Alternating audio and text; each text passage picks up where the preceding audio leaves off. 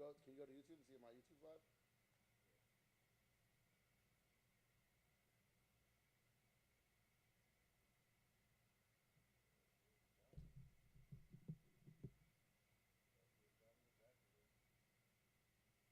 Is it show or no?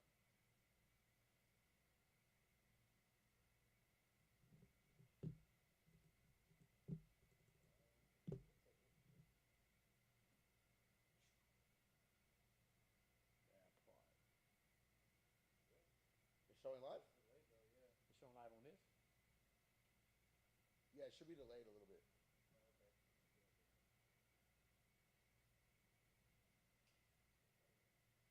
I want to make sure we have audio. Do we have audio? Do we have audio? Do we have audio?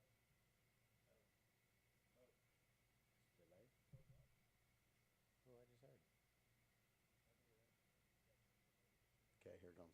That was when I said it should be delayed a little bit. It's like 30 seconds. That's a lot of seconds. But it's good.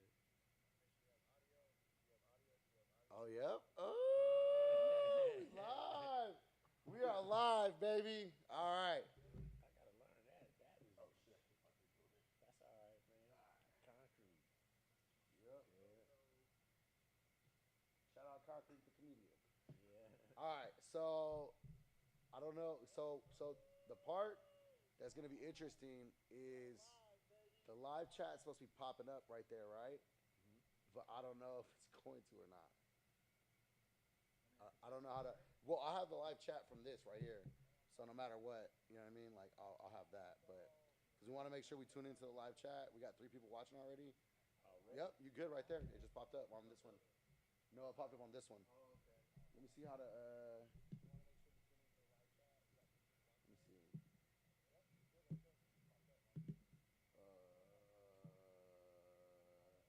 Yeah, see, I don't even know how to.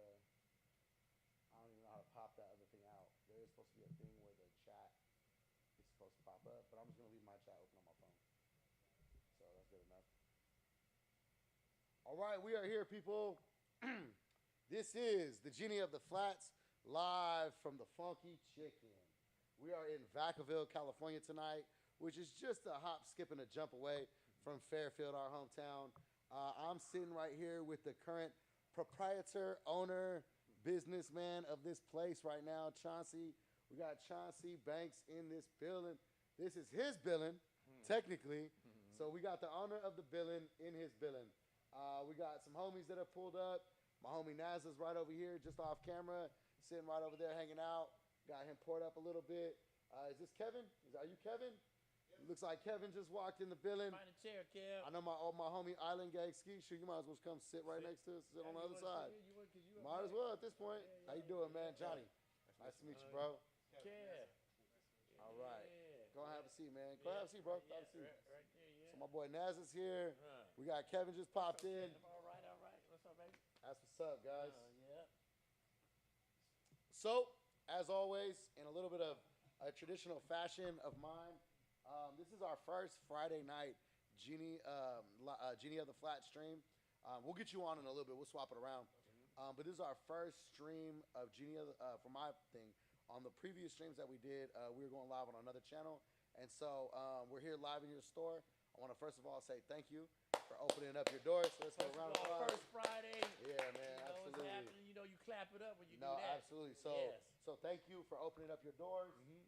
But as always, I like to start streams off with a little celebration because it is Friday. We did make it this far. You know what I'm saying? We made it all the way. So it's Friday night. Hey, don't put the date in it because they're data. So let's No, just let no, it be Friday. It's Friday night. That's right, It's Friday night. We can't say. Yeah. We can't say it's Friday the 13th though. Oh, repeat. Watch it again. In this eerie world. That's my lucky number. Oh, okay, there you go, right there. Okay. So, yeah, it's Friday night. I'm going to go ahead and pop this Earl Stevens open. As always, I always like to start the Friday night off with a little Earl Stevens selection. So we have the blueberry right here, this sparkling blueberry. This unique and delicious blueberry bubbly is the perfect wine to maximize your enjoyment. Great chilled over ice. Bring a bottle or case to your next function. I love that that's on there. You know the original song was that Selly Cell song, Function. E40 and Selly Cell, Function. Yep. That's an old one. Look, that's an OG stuff right there. Produced and bottled by Earl Stevens Selections, Lodi, California. Alcohol is 11.5%, so we gotta be careful sipping this. It's stronger than you think. So man, just go ahead and check out earlstevensselections.com. Shout out Unc as always, always motivating us here on the soil. So I got me and Chauncey some little fancy glasses a little bit. Had a cute player for my boy right there. Wham bam. Got one for me right here, and then my Kevin, you want a little bit? Sure. All right, I got a cup for you right here, my boy. Yeah. Holler back. Yeah, man, we right here in the store. So this is not a podcast studio. This is a store, baby. It is and a it is store. open for business. Yes, it is. There's a lot of great stuff inside here, and we'll get to all that. But first of all, we just want to, again, start off with a little bit of a cheers, man. Cheers to all you guys. Yeah. We're going to grab Thank you my all wine, for too. being Yeah, out, absolutely. you know, Thank you guys for popping up. The refeather of the chicken. I'm not going to lie. I gave Naz a little bit of almost like a guilty. I was like, that would make Chauncey's night if you showed up. He said, oh, damn, let me go change. I said, all right. It's all beautiful. But I thought it was dope, man. I think it's dope that we're here. I definitely think that the Fonky Chicken, your brand. Oh, see, I gotta watch doing that. Yeah. That's how I close something. No, pick it back up. Pick it up. It's on that water. I don't want that. You just spilled that. Oh, Don't want perfect. that on that water. Yeah. All right, we good? Can we're still live, right? Yep, perfect. All right, so I think it's really cool that we're here again in the Fonky Chicken, the newest development of, you know what I mean? Yes, it is. The latest version of the latest elevated. I'm sorry. Yes. Okay. But the latest elevated kind of version of the store. But at the same time, from everything that we've kind of talked about and everything, you're still kind of developing what this is going to be. Yes. So we're here. We're in the Fonky Chicken. Please tell us where we're at, why we're here, and what is this place going to be. So where we at right now, we're in Vacaville, California, the cow town. So that's one part of it. I'm bringing everything back after 29 years. The store been shut down for 20 years. I bought it back 3 years ago in the mall. And so that's when we refeathered it. That's what I consider it, refeather. You know? So basically, I'm going to just spill it how it's supposed to be spilled out. And it's the truth of it, though. 29 years ago, honestly, it was just all raw. Very, very raw. Grew up out there in Oakland, knew where the music people was at, where to get all the tapes and everything like that. Back in the days, you know, you guys was in junior high and high school, so I had this vision a long time I ago. tell people that all the time. Yeah. Oh, you were in high school when I was doing for this. sure, man. For you, it's like, no, I was probably in elementary school. I was making babies, you know, so that's how it all went. But just to speak on, you know, where we at right now, don't want to go too far back because there's going to be a lot more addition to this. So what we did was, you know, coming back after 20 years, and where we at right now, we're in Vacaville from the previous, let's go ahead, Solano Town Center. Keep my head up into the camera, Solano Town Center. And that's when we refeathered. The love was real. From that point on, I ran for the mayor. A lot of people came in. Chauncey Banks for mayor. Man, let's do it Right again. there. Yeah, let's do it again. And so I didn't think nothing of it. I just wanted to reopen. One of the factors about that is because I had just got out the hospital with the COVID, so I was in the hospital for Oh, over a wow. month. Yeah, So COVID actually put you in the hospital. yeah, Woo. at the beginning. Wow. Yeah, and Early on. Early. It started March 17th when they, you know, put the alarms on. You know, nobody go to the restaurant, shut down. And so with that said, I'm not gonna go too deep in that. I'm gonna kind of like hop and skip, Yeah. jump to it. And so from that point, in the hospital for a whole month, lost like 40 pounds in a couple of days. I couldn't breathe, the whole little situation. Didn't know if I was coming back. That's the key thing. But again, I'm a believer in God. Same. Felt like God put his hand down my chest. Within a month, I still don't know how I made it that far. I mean, Wow. it was deep. It was really, really deep into my thoughts that I gave up. But let's just make that long story short. I'm back, came back. One thing for sure, is that I didn't think I'd be able to open up a store again, run Yeah. a business, or see my Yeah. grandkids. So I was really Wow. just on that level of it. And so it was a gentleman named Luis, once I got out, he was telling me I should reopen the Funky Chicken. I was like, nah, you tripping, man. I ain't about to do that stuff like that. You know, He's like, I almost died. but he kept it going. He did, Yeah, sounds Luis, good. Bay Area media, we give him a shout, man, because without him just encouraging me, You know, it meant a lot. You know, There and you go. so that's I'm going to go ahead and show them that love. So from that point on, uh, I did. I jumped on it after I got out the hospital, but I was in the hospital for just like I said a month, but I had the COVID for positive for 8 months straight. Yeah, you had the long Yeah, COVID. yeah. So that Oh, shit. happened. Still don't have my taste palette, but you know that's a whole new different story. So then that's when you opened in the mall, though, right after So that. I opened in the mall. I remember when you reopened the Yeah. mall, everybody was excited. Everybody was People were excited. taking pictures, They getting was posted a lot. hella excited. Yeah. And that's when I knew right there. I did not know I was famous or popular. I promise you, I had no clue. When I said everybody just came and see me from off the plane, from just walking and just know I was there in the dead mall after the COVID. That is kind of fun. That it was Yeah. kind of at a time when it was the only thing really to Yeah. go do. Like, let's Both go pop times up. though, Yeah. 20 years ago, it ain't coming back because you know Yeah. nobody never really seen the. I seen it because I grew up around Eastmont Mall, T.Y. Uzi, so I already knew the game living at my grandma's house. I already knew where to get the records at, and I already knew the kids was still in the MTV. Little shout out for them, but they wouldn't go to the hood to pick up all the stuff, so I brought Right. it back to Fairfield. Yeah. So that's how it all started. But to refeather it, it all started from the COVID. Motivated myself to do it again. Got to it, and then all of a sudden, it went from the Fonky chicken at the same time running for the mayor, and it bubbled. Yeah. The love. Yeah. And you know what's great, man? And I'll be honest, is because we met. Okay, so for most people, Chauncey and I. The great thing about this interview is I'm learning a lot of things with you guys because Chauncey and I have known each other for a little while, but I'm younger than you, so we just grew up in different generations. I knew of you. I knew of Chauncey of the Fonky Chicken, right? But then, like you said, you shut down, so it was like for a lot of years it wasn't around, anything like that. Then when it came back, everyone was so excited, and it was like, oh shit, Right. the Fonky Chicken's coming back. Right. Like, you know, that's really cool to see. But what I also seen was I seen a man pour out his heart into the city again. Yeah. I seen you give the love back, man, to a lot of people that kind of like, in a way, you kind of banded us all back together For after sure. COVID. Because COVID, you know, like Bijan and Nico started Fairfield, I Love You, and that was a great thing. But a lot of us were just like here, there, boom, boom, and the Fonky Chicken was kind of like this weird unifying thing that everybody knew. And then boom, now we're here to where it's like, okay, the possibilities are limitless. Yes, it is. You know, but it all started with showing the love to the city For first. sure, for sure. And so, can you tell me? I mean, were you born in Fairfield, or were you born back east, and maybe you guys moved here at a certain time, or just give me like a little tiny bit about that? I'm gonna jump to that, but I want to say this first. Though. Okay, go ahead. Without John and his brother Neek, I would go to that store, Yeah, and they motivated me to open my store. absolutely. I just want to put that out. No, there. absolutely. Shout out to guys, It man. was bigger than my Bay Area media guy, but when I went to go see them, I was more flabbergasted to Yeah. see it. Yeah, That's really where the heartbeat came from. yeah, The Fairfield, I love you. yeah, And I yeah. told them that's one of the best logos I ever seen in the city. And I think the greatest thing is also too, and I said that last stream. I said it's one of the best clothing lines to ever It come is out of Fairfield, right? But I untouchable. think the greatest thing is we all motivated each other in a weird way at the same Yes. time. Yes. It was like boom, they had their thing going, they stepped out. Then it was like boom, you had your thing going, boom. Then we all started kind of like motioning together. Right, Everybody started building up. Right. You know, now we got Nasdaq, we got other people around us, Yes. Lil Loke.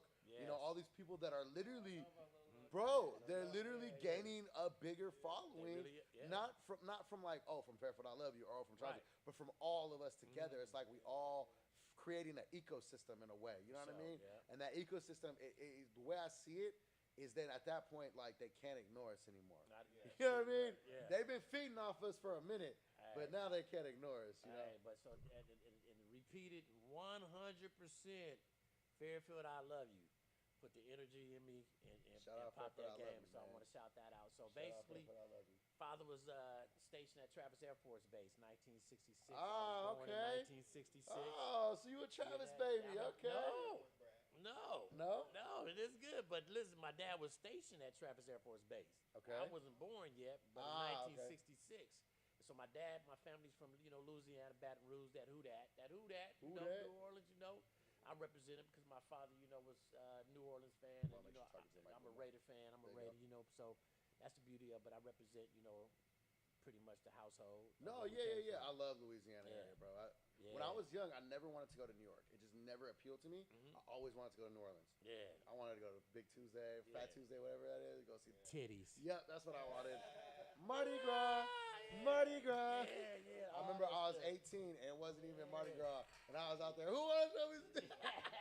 On like a random so Thursday. You been out there? I see you traveling. I've been there 3 times. I've been to New Orleans 3 times. My boy got property near there, and the last time I went, we got to go stay at a house. It was like, hey, here's the key.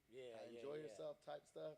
And that's fun. You know what I mean? But that's I'm actually so don't tell nobody. Right. We're on a podcast. Don't tell nobody. But I got a secret. All right. So October 17th, Cat Williams is going to be performing in Baton Rouge. Okay. Right. To get tickets here is like $500-700.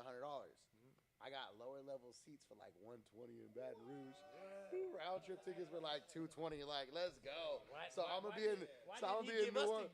So let us get the tickets. You know what I mean. So I'm gonna be in New Orleans. You know what I mean? That's what's up though. But you know, the beauty of it is that my father married my mom. Praise God, amen. Brought my grandmother, which is on my mom's side. My daddy family pretty much, you know, they passed when he was young, and so with that, ended up bringing my mom's side of the family down. Okay. And so when my dad was serving, you know, the country, he had to travel a little bit. Yeah. So we stayed out in Oakland. Okay. My mother did. Okay. And so my mother, while I was in her stomach, I have an older brother. I had just one brother. His name is Petey. Everybody know Petey. Petey's very known around here. Yeah, that's the real Fairfield guy right there. Petey, my brother, he's the first one that... I love brothers, man. They like, my brother's the beast. You know, I love about my brothers, too. You can ask anybody from the city. My brother was the first one to stop house parties.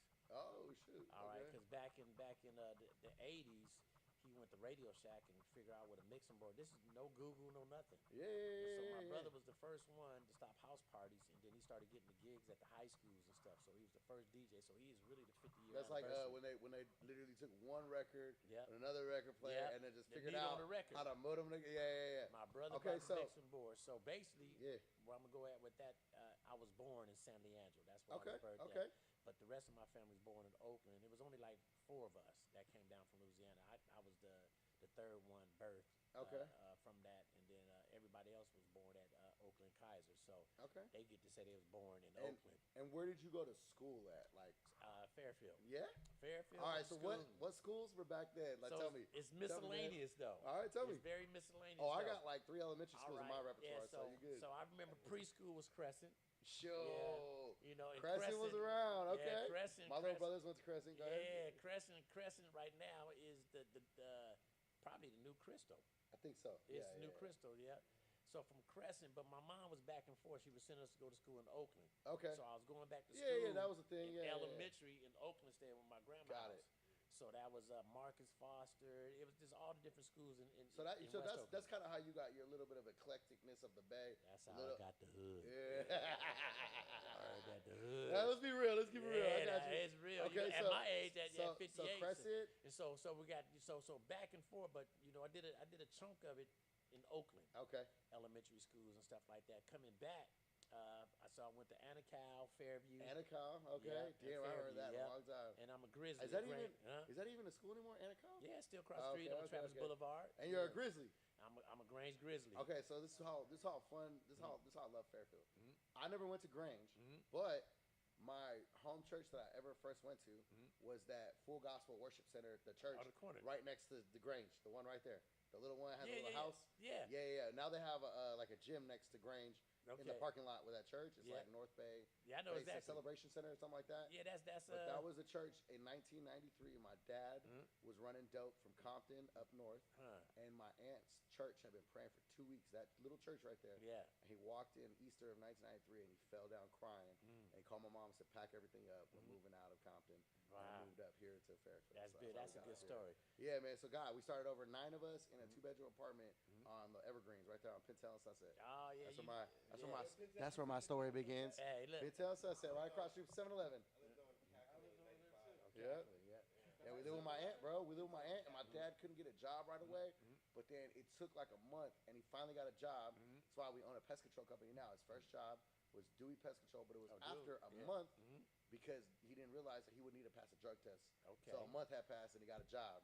And just the rest is history, man. A little empire built off that alone. That's beautiful, and your story is beautiful because that's what separate the nucleus of the ages. Yeah. And so when y'all had it as a church, we had it. It was Lynn's Dance Studio. That's where we partied and DJ'd at. On the corner across from the tracks, before the churches and all that. And that's when I heard the song Uno. Dance Studio. That's when we heard Looking for the Perfect Beat. Wow. That was anybody in the old. Ask anybody that's old, like our age, where we danced at. Right there was Lynn's Dance. It was a pink building too. And so that's where my brother DJ'd at. That's where we got down at. Some of the first times of us just really touching the turntables at the turntable. So I got a text that the audio's a little low, so we definitely gonna try and just talk into it. That's what's up. Yeah, and I'll move it around. All right, I'll move it around though. But you go. Okay. Okay. So you were there at Grange. Yep. And then we talked about this earlier. Yes. You're an Indian. Yes. Technically. I'm an What are they now? Warriors? They are. Nope. They are definitely the Royals. The Royals? Yeah. The Army Royals? Army Royals. Yeah, they're not the Native Indians no more. American. Yeah. Napa, everybody. I mean, professional football. They're trying to bring the Washington Redskins. They fighting over there about that. But I respect it. They make money off. They pretty much the bloodline. So I respect it. But yeah, I'm an Army Indian. Grange graduated. I came back from Oakland from the 7th grade and the 8th grade. I'm at Grange, and then I went to Army 1979 to 80. Graduated 80 from 79 to 80. So that's where the chance, put 10 toes down, came back to Fairfield and had to bring the story to Fairfield, because I was around pimps and hoes and Macs in Oakland, though, man. Look. Oh, we can talk about pimps and hoes in this story. Man, yes, we can. Yes, we can. No.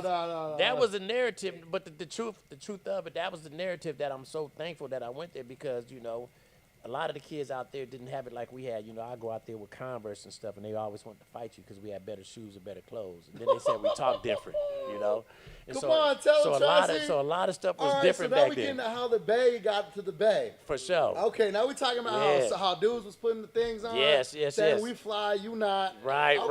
Wanted to fight. See, this is come on. Yeah. Hey, all right, look. We're not gonna start no drama tonight, right? Because this is not what I want. Yes. But my whole thing is, I heard a rapper say hyphy is childlike wonderment. I said, what? What childlike hyphy was getting slapped in the wrong place at the wrong time. Like, yeah. hyphy means to be like a child. What? Like you're just excited and happy. I'm like, bro. Yeah, exactly. Yeah. Hyphy was you could get a gun put in your face because you accidentally started dancing with the wrong woman. Oh, man. Come on, what we talking about? This is the Bay Area. Let's stop making everything so soft and gentrified and commercial, and let's talk about how it really is. See, but that's the beauty of the conversation. Yeah, because in back in my days, it was the Mac and the pimps. Right. You see what I'm saying? Right. And so it was different. Okay. What's the difference between a Mac and a pimp? Chauncey Banks. What's the difference between a Mac and a pimp? First of all, I'm gonna tell you what's the difference of it. In a slight cautious way. You heard the ism come out? Yeah. First of all, I'm going to tell you. The Mackin is really like the today yada I mean popping your collar. You know what I'm saying? Okay. The pimp is bitch better have my money type of stuff. You know what I'm saying? Okay. The Mackin was just the Mackin was more like flamboyant. The pimp was behind the scene. Yes. Player stuff like that. Yeah, so I always like to describe it. Was the talking, and the pimping was So I always like to describe it as this. A Mac, a woman will spoil and take care of. A pimp, she's out there fucking for money. Yeah. I mean, they're really, we get down to brass tacks, where it's like a Mac, now a Mac may have 2, 3 females that are gonna take care of him, but he just macking. He mastered the art of communication. Yeah, that's what he did. What I mean? That's what he did. Yeah, but he's not sending her to go fuck another dude. Right. Because he player. He getting his nails done. Yeah. He getting his toes done. She making dinner. He getting his scalp rubbed. Yeah. You know what I mean? Like all that. That's macking. Yeah. But the pimp is like, bitch, go get my dough. That's it. That nigga needs his dick sucked. Yeah. That's what I'm saying. Hey, so we breaking it down so people know. The pimp. I ain't never been a pimp. Yeah. I got some pimp characteristics. Yeah. Both had the lyrics. Yeah. I just mastered the art of communication. That's what it is. That's all. That's what it is, though. But heavy in the Bay, heavy in San Francisco. This heavy in the Bay, no matter what. Yeah. From that point on, it wasn't here in Fairfield. Kind of like stopped in Vallejo. So, Okay. It never came out this way until the music came out. Oh, so this is what I attribute it to. Mm-hmm. All right. So the music was first before any of the internet stuff. Right. That's when it kind of branched out. Mm-hmm. Okay. No. Because I attribute Fairfield becoming. Remember, it was called Clap City. I never knew that. Flatlands. Well, before that, it was called Clap City. Really? This is 02, 03, 04, .com bubble, all that stuff. Everybody's moving out of Oakland, out of Richmond, out of Vallejo, Yeah, we seen Palo Alto. Yeah. But they're all landing here, Yeah. and then they're all clashing. Right. What year you said that happened? It's like 02, 03, murders were high. Yes. So we said my brother and Angelo and Jerry, all the old school people, they came up with Flatlands in the 80s. Oh, okay. Yeah. So No, I don't remember know that. the ESDs, I came here in 93. Yeah. Quick, I ain't no perfect jerk, nigga. No, Okay, we got a Bay Area. I'm telling you. Oh no, historian. All right, so this is what I always tell people too, though, right? Now they came up with the flatlands because we are surrounded by a mountain range, a hill range, right? Right. But we also have low, flat elevation. I mean, it's pretty much we there. Right. Sassoon was a marsh. Yeah, no, it is. I mean, it's still a marsh technically. It is the largest wetlands this side of the Mississippi. Yeah. I think. That shit like quicksand out there. Yeah, it's crazy. Yeah. I actually went out there. They redid the bridge. Yeah, that they whole did. little area out there. Yeah, so they got like a nice bathroom out there. You can go fishing out there, park a little parking lot right next to the bridge. Yeah. Before it used to be ghetto as hell. Like that's where we used to go smoke. Oh yeah. Hey, yeah, we used to. We used to hit Grizzly. Hey, look. Okay, it's my turn, Chelsea. All right, so look, I'm from Sassoon, right? I say Fairfield all day long. I got Matt Garcia's license plate in my skin, right? R.I.P. R.I.P. Matty G. Matt Garcia. R.I.P. Matty G. Let's do it. Absolutely, let's toast to Matty Matt G. Garcia. Yep. Matt Garcia was the best of us. Let me tell he you, was, in I think it was 3rd or 4th grade, Matt Garcia put in his yearbook that he wanted to be the mayor of Fairfield in like the 4th grade. So that was that boy's dream, and he became the honorary mayor. So rest in peace, Matty G. But yeah, I grew up in Sassoon, man, and all my homies. So what we used to do, this is so funny. All right, so Fairfield High started collaborative Wednesdays. This is when every Wednesday we went to school at 9:30 in the morning. So instead of 8 a.m., we went at 9:30. Now, this is when I first started smoking weed, right? But we talking the Bay in like, this is 02, 03. So this is when we had perp when the rest of the nation didn't even know what purple was, right? I used to get my shit from a dude named Sage. Shout out Sage. 2 for the 15 all the time, right? So, yeah, I got grapes, exactly. So my parents would leave every day for work at 7:30, like clockwork. Yeah. So my brothers, my grandma and my grandpa would come and get them, and then I would get picked up by a friend or go with a friend to school. So collaborative Wednesdays became sessions at my house. And we started smoking every Wednesday. But then one day my dad came home like in the middle of a session. No, it's actually a funny story. We put the blunt down and we all ran inside and we all act like we were watching TV or something, acting innocent. My dog ate the blunt. That motherfucker was like this. It was like this. All this stuff's like that. Yeah. But no. So we started doing it. So my dad came home. So then we started saying, well, where are we going to smoke? And we would just take that ride down Grizzly Island. The whole way there to roll. You'd go there and you'd be rolling on the way. And you'd be smoking on the way back. And that was swishers back then. Nobody was even smoking woods back then. Yeah. Right there. But anyways, okay, so you go Crescent, Grange, Armio. Now, my next question is, I know music has probably always been a part of your life somehow, right? But when did music kind of like become like your passion, your focus, and all of a sudden you finding yourself involved? Like, how did that happen? Tell me that. So I was a little kid, and again back in the days, family were dancing in the living room. Ooh, okay. I'm a dancer. So I had my cousin. I'm just naming it out. My cousin Damon Jones. He had me. He was babysitting us. He was older. Okay. Across the street from Anna Cal. That's where we was at. Family in the living room dancing, and then he wanted me to go steal some alcohol for him. So I'm crawling into the, like where the bar area was at, steal a little alcohol. But then I was crawling back. I got stuck, and I was just looking at my family dance. Okay. I got caught. I got a spanking. And then was sending me back to the room. But I asked him, I said, but what's that dance you doing?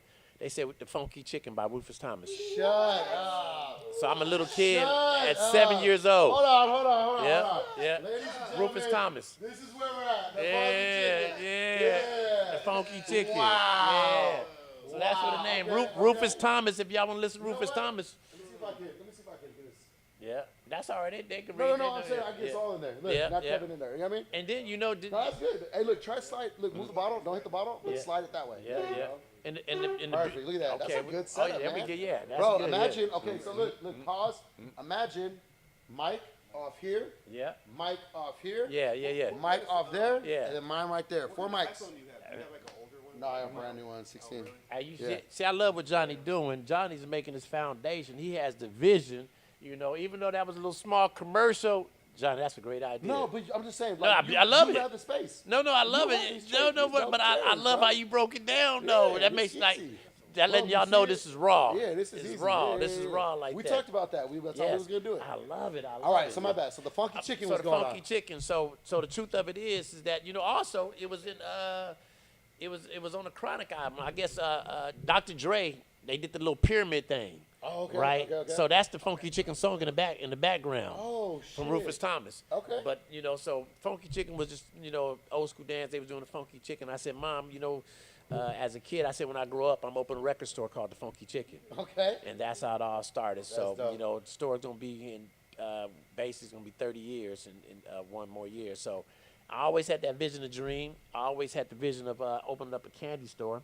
But the music superseded it. Okay. Because I was going back and forth to Oakland, across the street from Eastmont Mall, side shows. That's how we seen it. We seen all the little side shows, and going from there to West Oakland on Myrtle Street. My uncle had the barbecue, so that's where Todd Shaw was at. So Todd Shaw is too short, so we go all the way back then to the concert selling tapes out the trunk. Know. Yeah. Yeah. So all that me being in the music game, it really just started. From Eastmont Mall, T.Y. Uzi, and there was some other little places up in there, but really T.Y. Uzi was the situation. And Okay. Now you and let me get a little closer. You and Rick Rock have a great relationship together. Yeah. You guys are like damn near brothers, right? Yeah. Can you tell me how that happened? When did you meet Rick Rock? How did your guys' working relationship develop? Right. Just tell me a little bit about that, because we're standing right here. If you could just look right over above Naz's head. You got some of the projects that Chauncey has been a part of, including that one right in the middle that says, Rick Rock! Hey! Rick Rock! Yeah, that's Dooney voice. So what it is I'm older than all of them. Okay. All right? And so Big bro. the circle, the real circle, Rick was with, John Butcher, Tony Laws. Wait, is John Butcher a preacher? Yes, he is. Pastor John Butcher? Yeah. He was a part of y'all. All right, let's do a pause right now. Wait a minute. Hold on. You Yeah. blowing my mind. John Butcher Jr. is one of my good friends. Yes. He's the youth pastor. Like, yes. I was youth pastor. He was youth pastor. Yes. That's my boy. Yeah, that's what's up. John Butcher was with y'all. Yeah, I'm older, and that's my circle.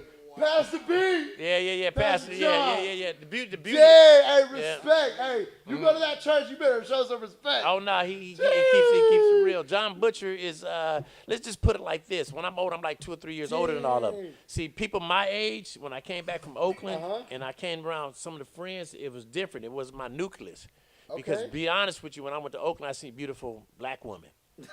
That's the truth. Shout out my queen. Yeah, that's it. I was beautiful black The woman. Genie is here for y'all. Yeah, I tell y'all, those hoes on the street was something else. They're so beautiful, man. But you never seen that out there because it wasn't happening out there. Okay. So let's just say so you, John Butcher. So now basically where it's coming from, that's coming from me in high school.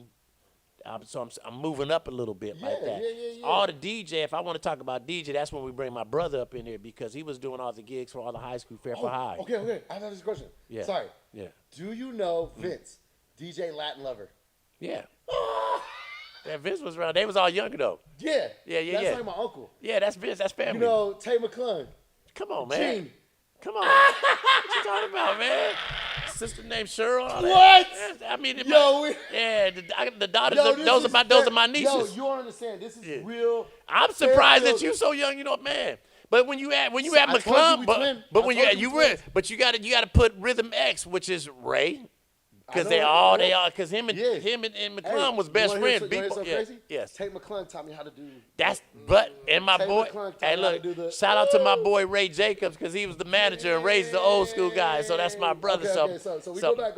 All Let's right. go back. Back You to know, Rick Rock, so back to all that. So We'll talk about that so we some other day. we got to reverse. So the reality to this though, Rick already had left Fairfield. Okay. And so Rick was again like back in the days how I met Rick. He was that was the little crew. He was beatboxing and all that.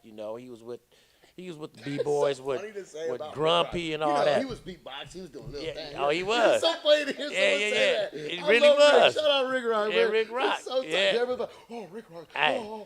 It's like, he was just beatboxing. Yeah, And and that's what's gonna extend the story. So when you extend the story, exactly. when we go back to the word flatland, so you got the boys that's out there. They're older. That's my brother. He's a year older than me. Yeah, you said and that. then you got Angelo and you got Kevin Harris. Okay. So all of them was looking up to them. Besides the little youngsters I had, I didn't have no one in my circle. Okay. So anybody my age, they didn't walk like me. Yeah, I'm I coming hear back you. from I hear you. Oakland, so I hear you. the nucleus was different. Okay. And so now I didn't pick up the little youngsters. I had my little cousin Brian Upchurch. I had Joey Wisher. I had Rick Rock, John Butcher, and Tony Laws, And then they met my boys, and that's a different story. We ain't gonna put that news out. But Angelo, rest in peace, Angelo, Kevin Harris. Those are real homies when you hear the older homies talk about them. Yeah. And so here's the flip side of it, though. Here's what's gonna shock y'all. John was the rapper. Really? John was the rapper. Tony Laws was the DJ and the rapper. So they was a team. Wow. All right. And so John was a lyricist, and then John is the one. It was Rick. It was Rick, not Rick Rock. We throw the names out there, but that'd be on some other little stuff. But anyway, they was invested in John. So John was a lyricist. Okay. And so John also connected with my brother, Angelo, and all them. And so then they wanted to shoot a video. So they went to this park, Laurel Creek. Shout out Gin and Juice Park. There you go. Is this where Gin and Juice Park name comes from? From John, my brother Petey, and Angelo. Oh my God. Yeah. Do you know someone asked me why do they call it Gin and Juice Park? I said Because I don't know. they was out there drinking the gin and juice. And That's Angelo came, my brother crazy. Petey. That's where it all come from. That's So I crazy. give John that credit because they was shooting the video out there. So that's what I back in And the this day. would have been on a big ass VHS camera. Yeah, pretty much though. So that's how it is though. Yeah. You're Yeah. holding a VCR on your shoulders practically. Yeah, you know what? I didn't get to see it because I took a trip to Louisiana, but that's when I came back. All right, That's what they were saying. Let's share some twin stuff here. Okay, let's go, twin. All right. So there's a rapper from Fairfield. He's actually an engineer now and kind of a producer. Everybody kind of knows him. His name's Jimmy Goods. You ever heard Jimmy Goods? Okay, so he like records Bayon, all them, right? In high school, he was Jimmy Goods. Our friend Gigio, who's kind of like a hippie rapper out of Fairfield, he didn't like Jimmy.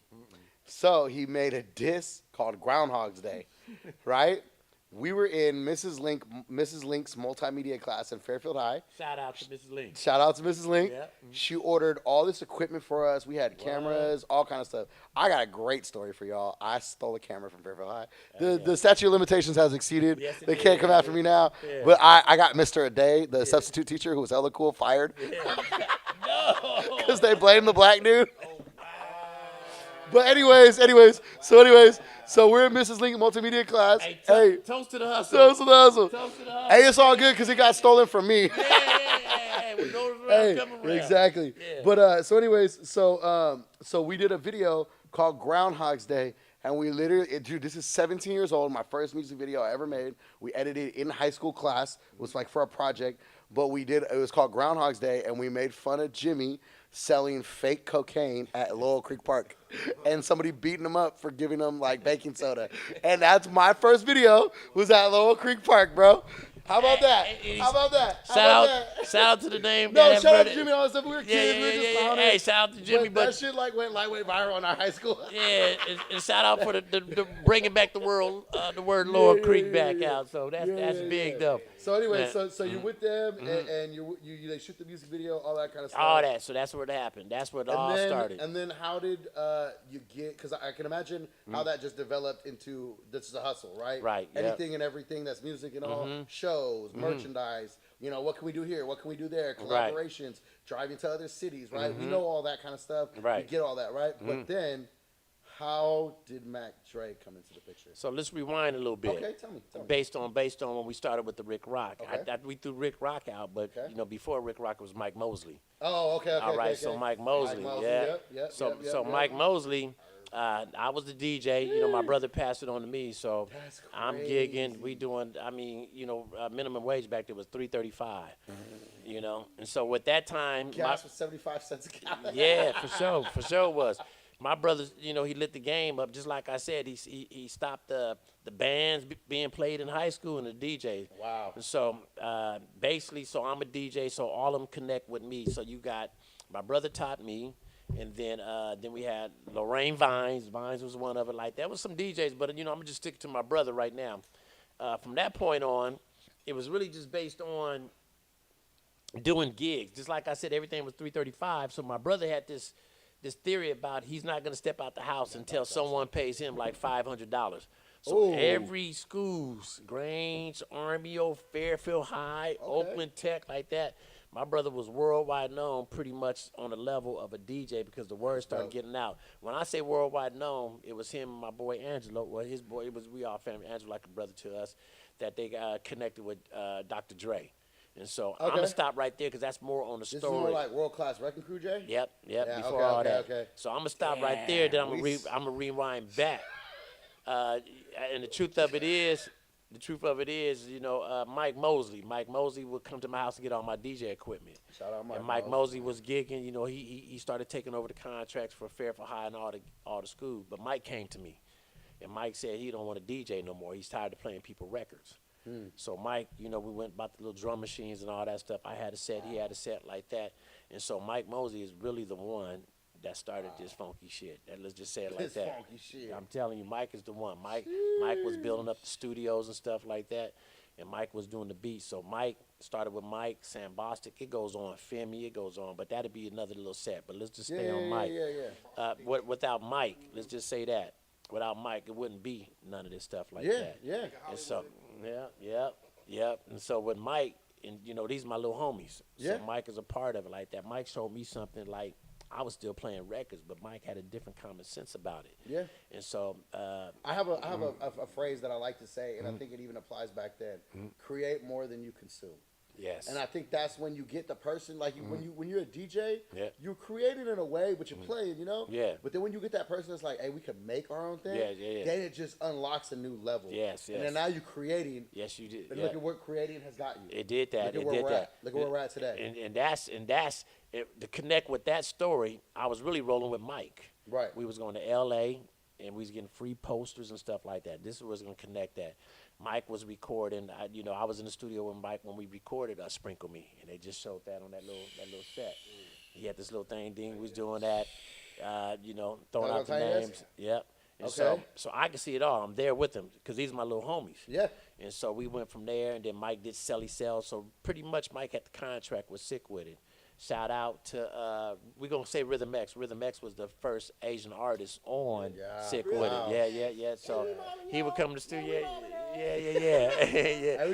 That's the story right there. That jukebox cut. Yeah, there you go. Jukebox. That jukebox cut. Every time something come up, he go bust out the song for us. Yeah, for sure. Hey, that's for sure. Tight. That's hard. Yeah, so I rode out with more Mike because Rick was in Alabama. Rick had a guy Yeah. And so with that, rolling out with Mike, and then we had a lot of combination to it. I'm gonna just when stick Rick with was my. in like Alabama, was he doing like the college type stuff?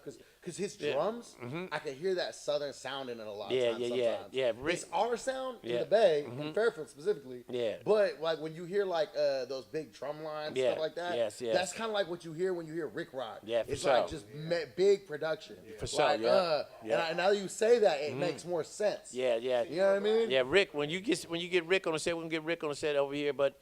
Rick, I hope so. I hope. No, that we're gonna have it. Yeah, we're gonna handle that. I hope Rick sees this. I don't want to tell Rick's story, but he been on my side. So the drum sets and all that stuff came from Rick's uncle. Rick would tell me that his uncle made him listen to Earth, Wind, and Fire, this real drum. So that's what that. So these are my little homies though.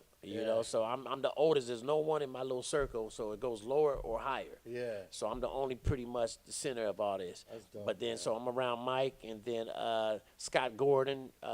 Rick was working working. Rick was working with Little John out there, Yeah. and he gonna tell us a little story like that. But Rick came back. So when Rick came back, we all in the studio at Mike's studio. And so from that point on, I was in and out of jail on some dumb stuff. Yeah. Just really on some dumb stuff Fairfield like that. shit. And yep. Hey, you know what's so funny though? When you didn't see nobody and you go to jail, that's where they was at. They was all in jail. Everybody was in jail. You're like, hey, what up? Yeah. And at one point, Hey. hey. Hey, no, that was before the Yee. Yeah. Yeah, because only Vallejo Ye- fools were reading back then. Yeah. Only Vallejo fools were reading back then. No, Richmond, Richmond. Fools, well, yeah, Richmond and Vallejo, but Yeah, I'm saying, like, yeah. when Oakland fools came to Fairfield, Yeah. they were all, Yeah. That's why all that That's shit true, comes yeah. on the tracks when you Yeah. hear that, That's what it That's all was. that Oakland shit, yeah. Huh? No, I didn't make it that far. I did it one day. Yeah, I actually one day. I never got, I actually did get arrested in Fairfield one time, but I only went to the drunk tank. Okay. The one over there by where the oil connection and clutch Yeah, connection is. yeah. Right there by Armio. Yeah, that's I only funny. went over there from like a night. And my dad picked me up the next morning. Yeah. And so my dad picked me up the next morning Yeah. from the drunk tank.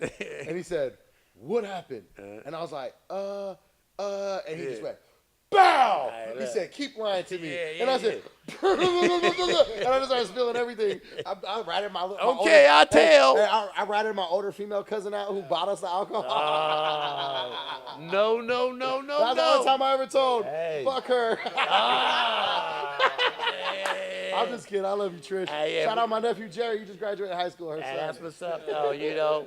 Iron sharpen iron. No, but really, yeah, so yeah, Mike was the one to where when I was in jail, I had another little homie. I said, you know what? I don't love this shit no more because I'm Yeah, looking yeah, back. yeah, The food. And all. I said, I don't love this shit. I said, when I get out, I'm open up my own store. There you go. And so what I did is I went out, went to Mike's studio, and then traveled. Was going back and forth to L.A. because he was just recording different people. I'm with. He had a publisher, John. That was his name. He had a nickname, but I'm going back and forth out there. We got to hear the Dog Pound album first. We got to hear. Oh, this is sick. I'm Yeah, like, before it even I'm started. like, Yeah. you know what I mean? Like, Hey, bro, Yeah. like people don't even know. Like, Yeah, I just, yeah. I'm in awe right now, bro. This is Yeah, so it's- dope. we I heard- appreciate this. so so we much. heard that music like that. So I'm rolling with Mike. And I appreciate it because I'm looking at this fool over here Yeah. also in Yes, awe, yeah. who like is younger than me, Yeah. but at the same time a creator Yeah. that is literally like a weird like branch of yours. You know what I mean? Yeah. Oh yeah. Like I we can all. see that. My twin and my branch. Yeah, Yeah. That's what's up. But I'm just He saying, coming- like, it's yeah. just really, it's like it's such a good energy, We- bro. we gotta pass it on. Exactly. We gotta pass it on. I'm 38. Y'all some So babies. that's what I'm saying. We literally decade. Then he's like 60. Yeah, so yeah, yeah. Decade. He's there at the beginning of the Literally Funky Chicken. 20, 30, 50, 60, like Yeah. exactly. Yeah. But all Fairfield. Yes. And we all have the same stories. Yeah, In a yeah. way. You know what I mean? Yeah. So that's the truth of it though. So when you go from the Dog Pound, Okay. and we listening to it, then he played the D'Angelo. So we heard the Neo Soul before he even came out. So me and Mike, we listened to all that stuff like that. Okay, so, now we could be there forever. Now I'm about to jump. Okay, thank you. All right, about I to gotta jump. get to Dre. I know you. I know Yeah. the people. Now want so I'm that gonna too. jump. We're gonna finish the Rick. Just like I said. So Rick, so Well, we like finally you said, get. we're gonna let Rick tell his story when he's No, here but with I'm you. gonna bring That's it- gonna be the best part when y'all get to share stories back and Okay, forth. we do that. And unlock memories. We You can know do what I mean? that. Maybe We can you do did. that. We can would do be that. fun. Go I know. ahead. I love that y'all. You love the Mac Dre type of thing like that. But Oh that, no, that's- dude. Okay, so yeah. first of all, so I definitely can say without a doubt, the Furley's ghost lives inside of me. Yeah. Like I carry this shit so seriously, Yeah. like you don't understand. Like I have the Murder Dog magazines from when he passed I got away. some of those. Yeah. Was outside the funeral. Yeah. My homies are all in the funeral video. From Mount Trill Calvary, TV. shout My out. homies are on Trill TV in line outside of Rasputin's. I'm the first. Okay, here's my. Yeah, Excuse me. Let me get my factorism. Yeah. I am the first person ever in Fairfield to hear the bars from I'm Feeling Myself. His young cousin went to our high school. He would go to Dre's house every weekend damn near. He would come back with bars or blank CDs with just stuff. I have tracks with missing verses that no one's on. I have them all they're precious to me. Because his name was Andre.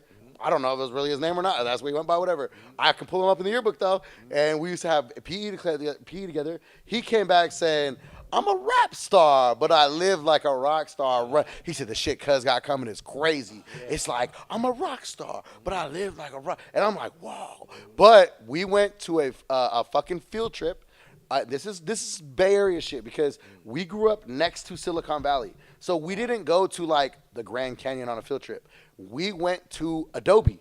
We got to go to Adobe in San Francisco, right? For lunch, we went to Blondie's Pizza. What was next to Blondie's Pizza in Frisco? Rasputin's. I was 16 years old. Freaking, this is like 02, 03. The Trill TV soundtrack just dropped. And that had Get Stupid on it before it was on the Ronald Reagan album. Or the Genie. It was on there first as a bonus track. I am the first person to slap Get Stupid in Fairfield and the Fairfield High parking lot the day it dropped in my Suburban. You went down. In my Suburban on 2 Fosgate 12s. I put that shit in one, the first gear, and my shit had 35-inch tires. I would go whomp. No, I would go whomp, whomp, and on the third one, the front tires would lift up. Because it had some big tires. We'd go, whomp, whomp, and the front tires would lift up. And I was going around the parking lot in auto shop class going, get stupid, get stupid. And so the words is not, it's for Cuddy's, they're in the Benz yoking. It's Johnny in the bourbon yoking. That's what the bars are. And every Mac Dre line, I replace with Mac J, if you're wondering. Chelsea's Cuddy, man. Hey, on God though, for real, shout out Mac Wanda. Shout out Dre's mom because she follows me. She likes everything that I post. She's a world traveler like me, and she be all over the world. And when I post Dre, I've done the Thiz dance in Copacabana, Bolivia, in Lake Titicaca, and that shit went stupid viral on Hyphy Culture. 500,000 views. You know what I mean? Like I am the best Thiz dancer in the Bay Area. I'll put that out there right now. Nobody does the Thiz dance better than me. I believe that. I do the original one, the one that B Love made up, and fucking Vacaville. Oh, I didn't know that. Yeah, B Love made up the Thiz dance, but he wasn't doing the Thiz dance. He was just dancing, and Mac Dre saw him, and he said, "Hey, Cuddy, you want to join my movement? I need you." And they literally put together the Thiz dance song off of B Love's moves. Tell me I ain't from the Bay.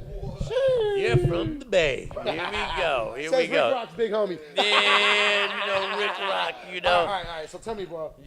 How did that happen? How did Dre come to the Mac Dre. How did it happen? So, just give me a little. Go ahead. So before the artists of all of it, I'm around Kyrie. I'm around Cedric Kyrie. Young Black Brothers. I'm around that whole little circle. One of the reasons because of my store. It was the foundation where all the music. It's just like now. It becomes a hub. Yes. It becomes a hub for real people to stop by. That's right. Because look, dude, look what you did right now. It's beautiful. You just Thank you. opened up the same thing. Thank you. It's almost like you transported in time from back then to right now. Yeah. And you just with the best talent in the area. I appreciate that right there. On my left to y'all right. Exactly. But yes. Thank you for that, bro. Yes. Well, go ahead. So you so the store? And again, I cut it short because it's a lot of little increments that built it up. Let's just say it like that. I was here like that.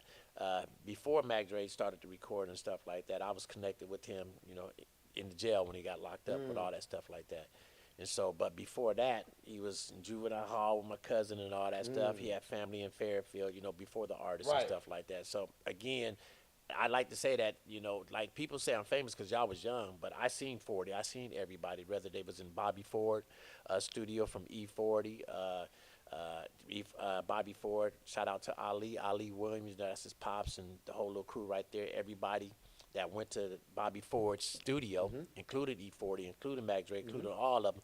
The family fed us. And so shout out to Ali and the family with that. So basically, through all that, I'm starting to meet everybody. But I knew Mac Dre. I'm trying to think, did we call him Mac Dre or Andre? Andre at that time, right? Or just Dre? Probably Dre. Just Dre? Probably Dre. I think we're saying Mac. Yeah, probably was. But so with all that, I'm getting all the communication again because it wasn't big then. True. And so that's what I did. Even when he died, we were like, it was big to us. No, what You know what I mean? No, but it's no, but even that just, part. The millennial. Yeah, that part. Yeah. But it was just social media. Yeah. But social media just Yes. wasn't even that. No. So it was only big to It was us. everything Us happened in the Bay, weird. and anybody that wanted to get big, they had to come to the Bay. So we were big. Doesn't matter if they was from New York and all that. And so what Mac Dre did, I'm gonna just skip to it. So I get the phone call that he about to get out the jail. Okay. You know, I'm already established in Santa Rosa, being around Dre Dog. Yep, I'm already established in, you know, the stores open and all that stuff like that. I already established with Rick Rock. I'm already established with Mike Mosley. So I'm all over the place, you know, from the store. And so when Mac Dre came in the scene of the situation, he getting out of jail. And then shout out to Jimmy Weaver. Jimmy Weaver had the studio upstairs from Mike Mosley off of Clay Bank and all that stuff like that. And This Jimmy, is in Fairfield? Yeah. Oh, shit. Yep. Mike Mosley recorded Sprinkle Me in North Texas of Fairfield where the Tower Records was at. So that with the record tire shop. place, I'm supposed to go do some That barbershop. content there.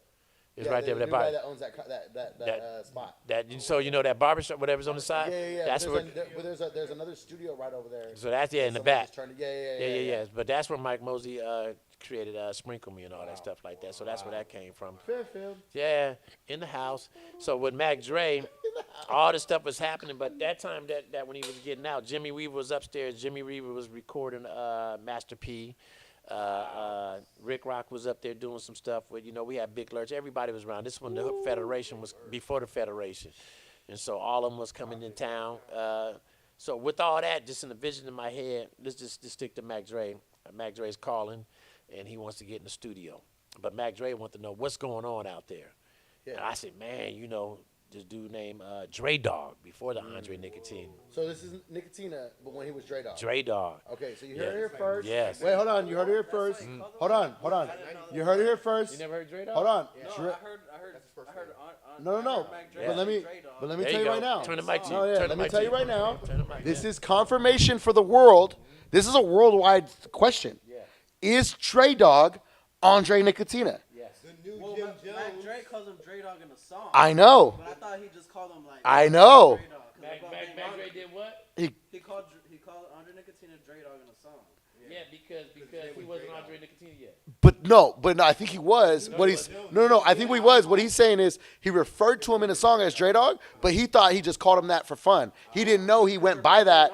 He didn't know Andre Nicotina went by that before. No, he was by that before. He didn't know that. No, but he was still Dre Dog with Mac Dre. Of course. Yeah. Andre didn't come yet. Yeah. No, Nicotina didn't come yet. No, yeah. It's just like my boy BJ, right? Everybody calls him DJ Brandon James. That's Jizzle from the Flats. I call him Jizzle. That's Jizzle. No matter what. You know what I mean? Like, it's just like always going to be that. Andre Nicotina. But same kind of shit. Mac Dre. Yeah. But that's dope. We unlocking some shit. So, Dre Dog Dre Dog. is Andre Nicotina for the Bay, Yes. for the history, for the record. There you go. There you go. Now, we'll get some more there, but there's another Dre that's mentioned, but we'll talk about another. But anyways, okay, so back to Mac Dre. So Mac Dre, you know. So he said, what's going on out there? he get out, you know, the set, you know, from the chains and all that stuff. All the boys is there. So you tell Kilo. him Dre Dog's hot.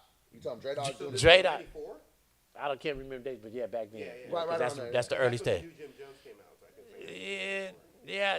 You know, I'm not on the Dre Dog, dates. I'm saying, Yep. Like this before Romper Room, or what time? Now Romper Room, I can't think calculate. Romper That's already always around technically. Romper Room. The Rompilation, I'm saying. The Rompilation was probably after that. Yeah, Romper Room, Rompilation and all that. We'll get to that. Yeah. I can't scramble through Okay. all that because No, the reason why I can't scramble because I'm the old school. I'm still listening to old school. So all the youngsters was teaching me the game. Technically new to you. Yes. Yeah. This that is part. the new school. I didn't know about that, even though I knew all of them. Yeah. And I opened up a store based on, coming from out of Oakland because the kids ain't going to drive to Oakland because they get you. Yeah. So I'm bringing the funk out here. Exactly. And so now that I'm here and just, wiggling through everybody, whether it's Mac Ma, Kyrie, just a lot of Ray Love, Yeah. all, I'm seeing them all because I got the store. And then Dre's coming home. And Dre coming on. So he gets home. We meet out there off the Clay Bank and then, introduce everybody. He meeting Jimmy, meeting, Mike Mosley. He know Mike Mosley, doing some beats and all that stuff like that. But he wanted to know because he been locked up. Who's the hottest out here? And I'm going to tell you how I explain Dre Dog. I said, man, I met Dre Dog, in Smooth E. They was coming down to my store. Yeah, they was coming down to my store. They the reason why they told me to go get the store in Santa Rosa because it was 707, and I was selling all these 707 shirts. And da.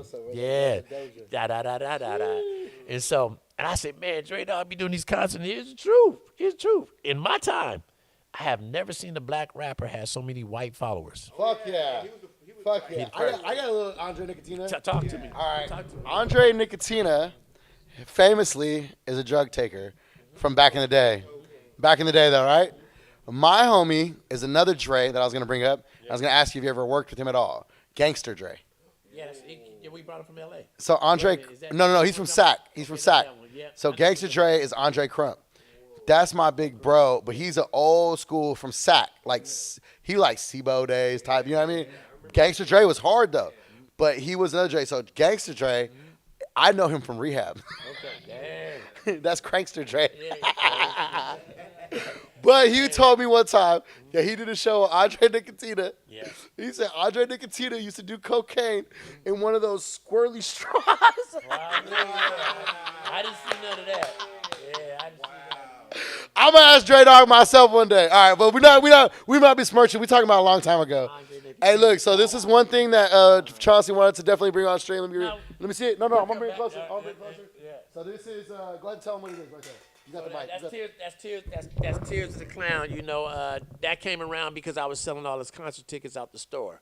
And so Andre Nicotina, you know, he represented me coming out to Vacaville. He put it on Lil Coco. You know, I'm chilling at the Funky Chicken with Chauncey. So, you know, much love to Andre Nicotina. Absolutely. Dre Dog. Dre Yeah, Dog. Tears of the Clown, man. Y'all check out Lil Coco with the shout out. So, Hey, and if you never heard the Tella 2 Andres, go check out that album because Okay, that's okay. that shit, man. Yeah, that Andre Nicotina, that Mac Dre. yeah. Gee, go ahead Yeah, put throw that that on on there. it. Yeah, we good. You can toss it. You can toss it. Yeah.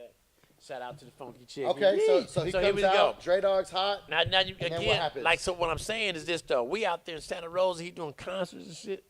Man, white people going, I mean, I've never seen that. Just like we never seen when the club started going that they was dancing better than the sisters and the brothers. Like, this is early days, you know. This around the MC Hammer and stuff like that, you know, instead of the street rap and stuff. And I mean, they gigging. So it was so different to me. And so then I'm telling Mac Dre, I said, man, Mac, Andre Nicotina, man, he got the crowd, and he's doing this concert. I'm gonna connect y'all two together, whether they knew each other or not. But he was like, yeah, I'm with that. So however the connection went, Mac Dre, they would hook up, and so they started doing concert. The funny thing about it, the most funniest shit I ever seen is that when he was doing his performance, he was already doing that theater shit, all that dancing and shit. Yeah. And I promise you, off the mic, people was backing up like, what the hell is this guy? They was scared. Yeah. Now to sit on this hype right now. Yeah. I was laughing because I said I didn't tell him to slow down because it was just him. But you know, when we go other places though, Yeah. they still do that. Yeah. They still do that. What the? Yeah. Ooh. That- But they just know now. Oh, he's from the Bay. It's big. He's from the Bay. That's true. He's from the Bay. Like that's a thing. true. So yeah, but that's crazy to Man, hear. I seen That's him where the with my bars life. come from. When I Man. dance, the people say, Yes. "You stupid." Yeah. Stupid, yeah. So for me to see that going back and forth, even to a city that I wasn't, you know, wasn't familiar with it, you know. But the Funky Chicken, it spread it from there. I was just following all the area codes, but then that's where they connected from that connection, and then that's where it all started. And then, you know, other things happened. You know, he got with Rick Rock a little bit. I So have there's a another lot. question. Yes.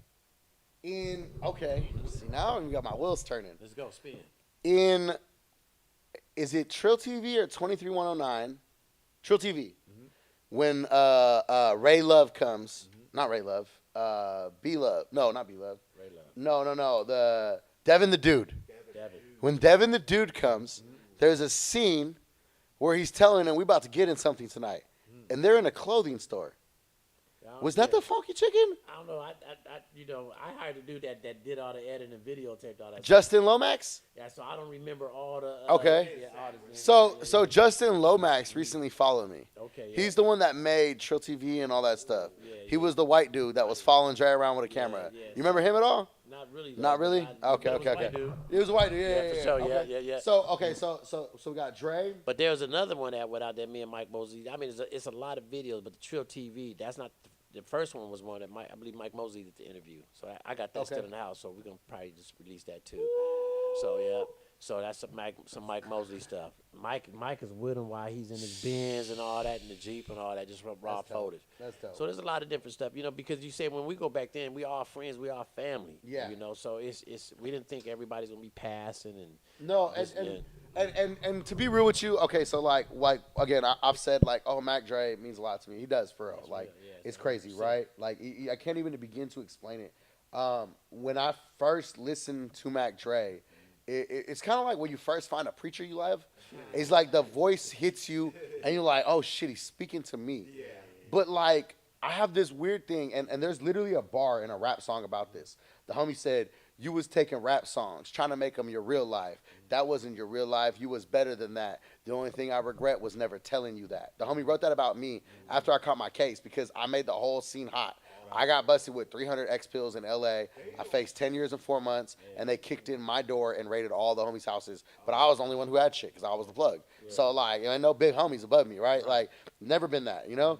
But the homie wrote those bars because I really took this shit to heart. But it wasn't like I was an idiot. It was just like I really understood the power of words and the power of what that meant. And I remember being 16 years old, my 16th birthday. I was dating this girl, and she worked at Gordito, the little Mexican spot next to Chuck E. Cheese. And she was like, what do you want for your birthday? I said, a brand new pair of Coke White Forces. And she had them ready, like, boom. And I was like, all I got to do is tell him. All I got to do is tell him what I want. All I got to do is tell him what I want. And it became like this weird thing. Now, granted, it's toxic as fuck. It's not recommended for everyone. There are a lot of pretenders out there. Yes, it is. But when you meet someone who grew up on that, it's just different. Like, you can't go back 20 years and start over. Like, yo, you were listening to NSYNC and the Backstreet Boys because that's what your parents let you listen to. Like, I was over here downloading shit on fucking AOL Instant Messenger, like trying to get all the shit I could. Instead of porn, I'm downloading all the rap I can on Kazaa, Demolition Men mixtapes, Animal Planet. You know what I mean? Like, now, I have, bro, here's the thing, though. But then I learned I could do this. And I mentioned your boy, Rich Rocka, my brother, right? And when I learned that, like, he could do anything, I was like, well, that's my friend. We grew up together. I could do anything. I put my homies from Fairfield, on a mixtape. Back in the day, I paid $50 to a DJ. Put my homie's track on there. Add one track. It turned out to be a J-Rock mixtape when he released the Death of Autotune. Wow. Same mixtape. Death of Autotune, the J-Rock remix. J-Rock, LA dude? TDE. Yeah. Yeah. So I got the only Fairfield artist to be on a TDE mixtape. That's big. I put that in there. That's why I call myself your twin. It's not because I think I'm tight or anything like that. So here's where my little history of music comes from. My dad's cousins are Gabriel and Gibby Rowland. They were the LA like Mexican white looking rockers of the 80s. Okay. My dad was the cocaine dealer of Compton. So anytime there was a Hollywood show and his cousins were the performers, my dad brought everything out there. Now my dad is a saved, man, for 30 years he's been like giving back to his community, all that stuff.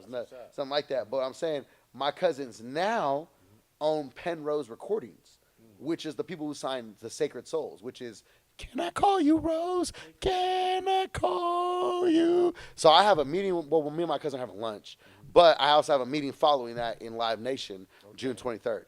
So it's like I have a rich history of music that comes, I didn't even realize until later in life. Like you said, it's in you. But growing up right here in this soil, Vince, how I know DJ Latin Lover, Vince Lauer, right?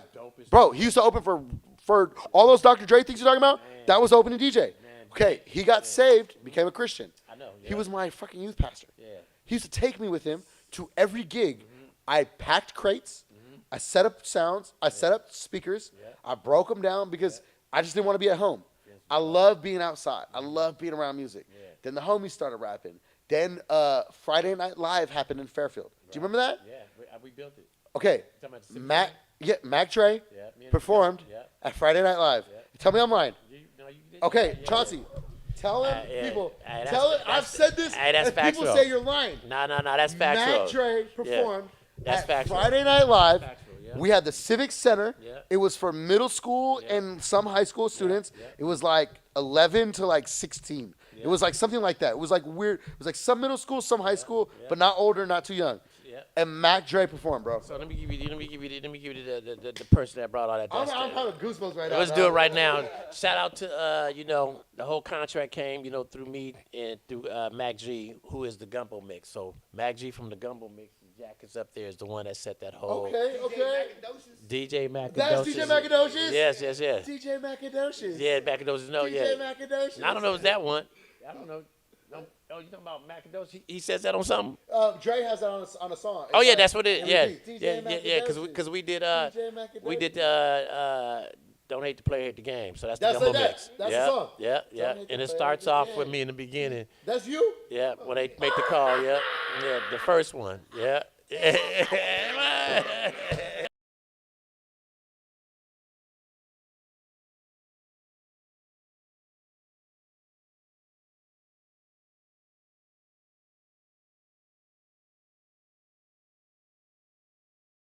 There we go. All right, Plug one. Woo! So basically, I got a little too excited, so, y'all. hey, so so all the lights that's in there at the Civic Center, Mac G, got the budget together, and so that's what it was all about, where all that started at. So then that's how he started bringing in the artists. So DJ Macadocious, Yeah, Pat now- McGraw, yeah. Now the homies. Go ahead. I said something on the Fairfield I Love You podcast, Yeah. and I did. The homie was there though, that's why I said it. Yeah. But I did still the homie story. Yeah. The homies, their two stories of Mac Dre. Yeah. So I was at Friday Night Live, so that was my only Mac Dre story technically. Yeah. Other than like I seen him at a sideshow kind of one time, but that's from far away, and it was like, you know. Yeah. But the homies, they saw him at Arco on the Hill one time when it was just Arco on the Hill, Yeah. right? And they were like, oh, good. But they saw him at Hot August Nights. And there's a famous, in Reno, in the biggest little city, and the homies saw him at Hot August Nights. So what's funny is like for you, it's super regular to talk about Dre. For us, it's like my one moment I ever saw him means everything to me. Like I know when I walk around and I talk about Dre, it ain't like, oh, I just heard about him or da. Like this was God to me. Bro, I did it. You're gonna love this. I did a freaking you're gonna love this too, Naza. All right. When I graduated high school, my first semester was at DVC, right? And in Concord. Okay, so we used to go to Rasputin all the time, lunch breaks, all that stuff. But I got a DUI and I lost my license. So the homie had to drive me. The homie decided not to go to class anymore. So I failed out. When I transferred, I went to Cuesta in San Luis Obispo. Nothing but white people. Okay? So it's me and the homie, and we're going to Cuesta. We have speech class. We have to give a speech on something culture. Okay? We know where it's going. These people are talking about horses. They're talking about their families. Some Andre Hicks. No, I brought up, let me explain to you what the Bay Area is. Okay? I describe the Bay Area as anywhere you get Power 106. Or Cameo, sorry. I'm thinking of LA. I was just in LA. I explained wherever you get Cameo 106, that is the Bay Area. Unfortunately, at Fairfield, Vacaville, you become a Spanish station. Se hablo, though. Yeah, hablo. But so I did that. No, this is the best part, though. So I did that. So I had this whole speech. I'm explaining the area codes about how you reach them, and the water touches here and does there. Da. I said, now I'd like to show you a video of what Bay Area dance culture is like.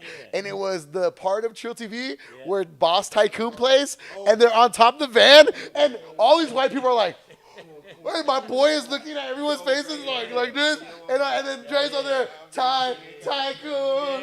Ty goes, and then J Diggs come out, look at my niggas there, and they're all like, so those moments to me, bro, like Mac Dre obviously is God of the area, but like it doesn't even like it's not even a question. Like he was timeless, he was ahead of his time. His words today and his engineering all can fit right now. You put that shit on right now, it sounds like it was recorded yesterday. I'm telling you. And I really have been just super grateful to have grown up where I grew up. In Fairfield, but next to Vallejo. Right. Bro, I remember some of my earliest memories of the homies were working the freaking Batman show at Six Flags. No, let me go back on that. Let me go back. You're going to love this. My dad, I can't wait to talk to 41 Day about this too. Yeah. My dad, he was a pest control, remember? So my dad was a pest control guy. He serviced Rancho, so he was at 40's house one day when Snoop was there. My mom and Snoop went to freaking school together. You know what I mean? Calvin Brothers. My mom is the first I got heritage. My mom is the first Mexican prom queen of Compton College. All the other ones have been black. My mom is the first Mexican prom queen of Compton College. Yeah, guess what her name is? Guess what her name is? Give us a hint. Okay, Kendrick rapped about her on the last song on the album. Oh, that's Her name's Gloria. Oh, wow. I think Kendrick was talking about my mom, but you know. He must have did his work He went because to he wore that history. Compton College. That He wore that Compton College. That's what it is. And Gloria. And his wife is No. So it's actually it's the word glory. He's writing about his pen. He's talking about, but it's called Gloria. And it's all that shit, you know. I just say I think about, but my mom is the first Mexican prom queen. My dad is also Dopey from the 7 O's, and that has its own heritage. You know what I mean? My cousin is Tiny from the Thress. He used to tattoo all of Sugar Free's hoes.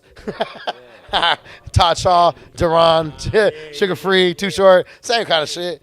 But really, like I said, man, just for you to share these stories with me and the whole thing is now I know how deep I can go one day, and we can just talk about some random.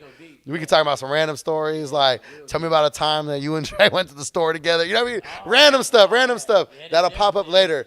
But I appreciate you sharing this because it's important that people understand. Fuck the Fairfield is not the Bay and all that dumb stuff, right? That people who are not from here, who don't matter, say, right?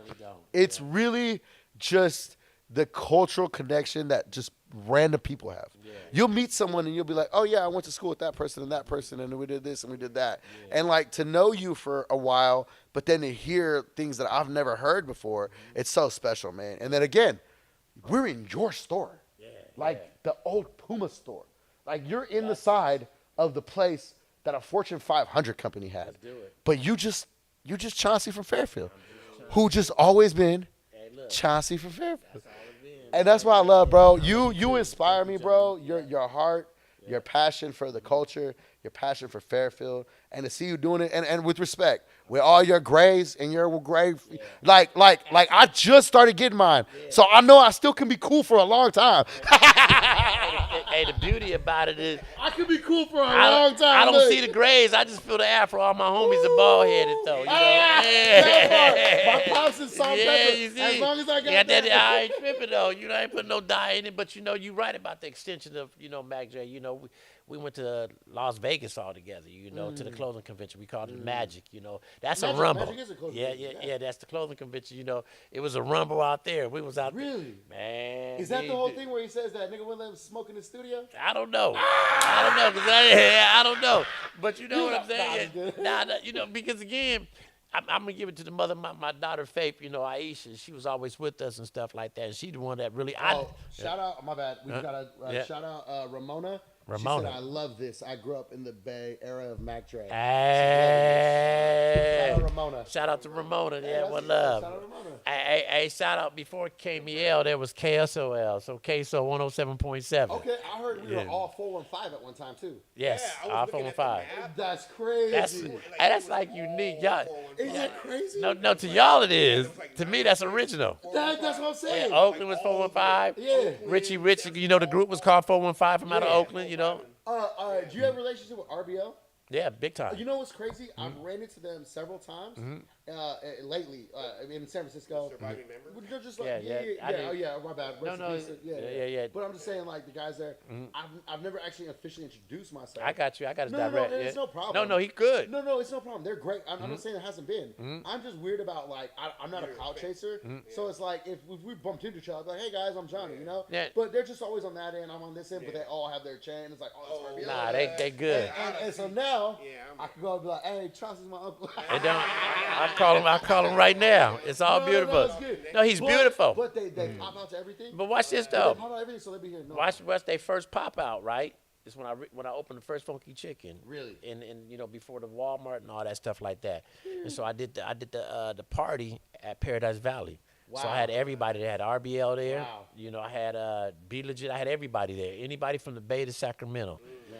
Some people tell me the stories about it. Yep. Shout out Pizzo, man. Yeah, Pizzo, all of them was out there. Hold on. Go Shout ahead. out Pizzo because I came up on my bad. I learned about Pizzo later in life. Yeah. He wasn't on my radar like that. How I knew Pizzo was through Bijan and them. No, I knew through Bijan and them. He did a feature on Bijan's song My Mode. We shot the video, then I met him. But then he invited me to another one of his videos. And I seen everybody pop out for him. And I was like, oh shit, bro's dope. And then I did a whole catalog thing but I'm saying you can do the whole catalog thing where you go back and you're like, oh shit, bro got slaps. You know what I mean? But shout out Pizzo, man, because he's a legend out here. And when we posted our top 10 Fairfield rappers, there were a lot of people who commented Pizzo in the comments. So I just wanted to give him his flowers. Shout out my boy Pizzo the Heater Man. You know who was my barber at one time? F.A. the Hefe from Trunk Boys. Yeah, he was my barber at one time, which is hilarious because now we're homies and we would do the new music video shoot. But when I popped out, people were like, "Oh, well," I'm like, "This could cut my hair." But yeah, You know, Pizzo come from the family of AWA, so his whole circle was, you know, Sibo and all them, and the production was majority with Mike Mosley and all that, you know. So that's all that works like that. So you know, it's all there. You know, everybody, you know, these stories are definitely, you know, waking everything up. It's a beautiful thing. So you can ask me any questions. I give you any corner to it. You know. Now believe it or not, we've already been going for like dang near an hour and a half. That's what's up, though. It's been a good pod so far. Yes. But So we got- how about this? Can we do this? Anytime. We're gonna take a pause on your story. Real quickly, I kind of want to spin the camera around. Yeah, do What that. I want you to do, I want you to grab this mic, and I want you to just real quickly, kind of like. Hold on, I'm gonna unplug it real quick.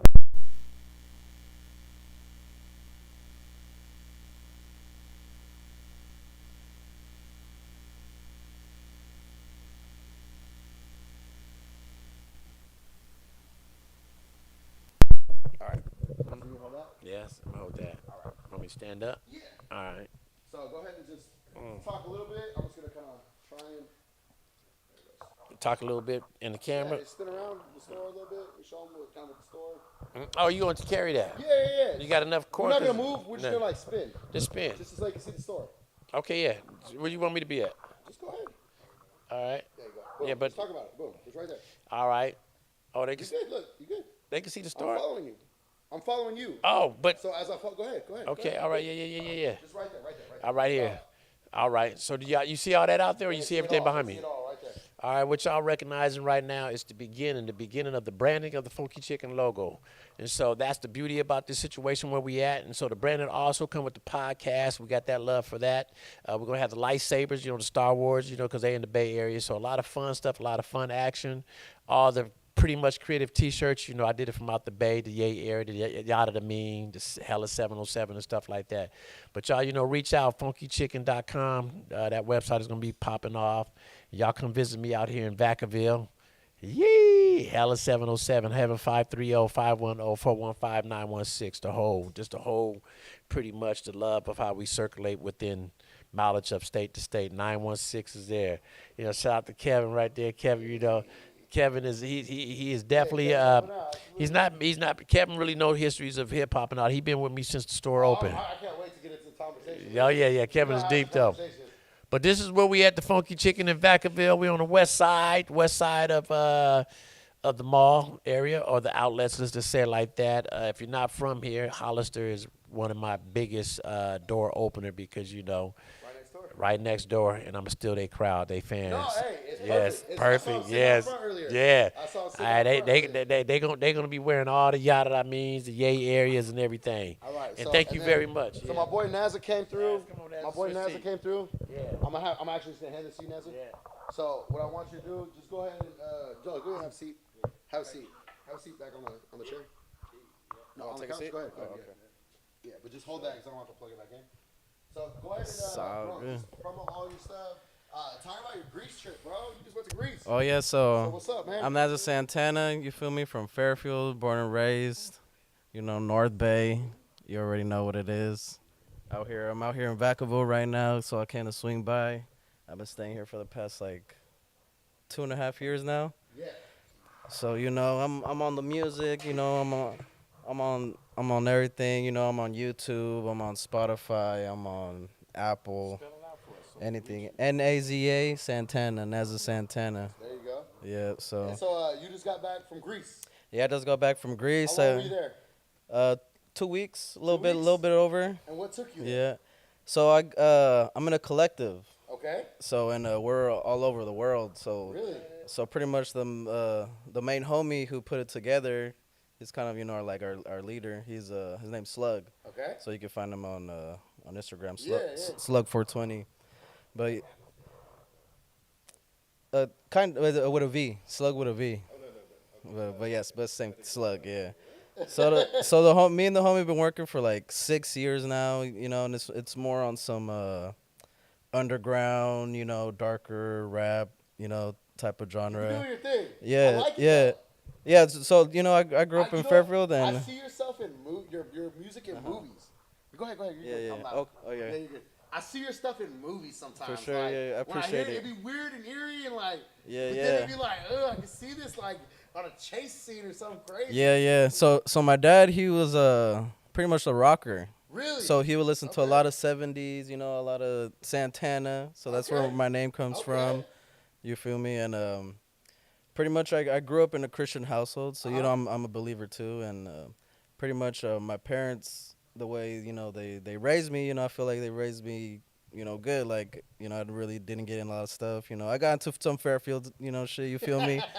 But you know, I'm older, a little more wise. You feel me? So I'm, you know, choosing my words better. You know, doing different actions. You know, just you know, bettering as a person. You feel me? Yeah. So So when you got to Greece, the homie organized it. So what happened? Like what? Because you didn't really post a lot, which I was kind of surprised. no. I mean, I was pretty much just just enjoying it. Like you know, we were going to the studio. It was almost like a breakout of reality.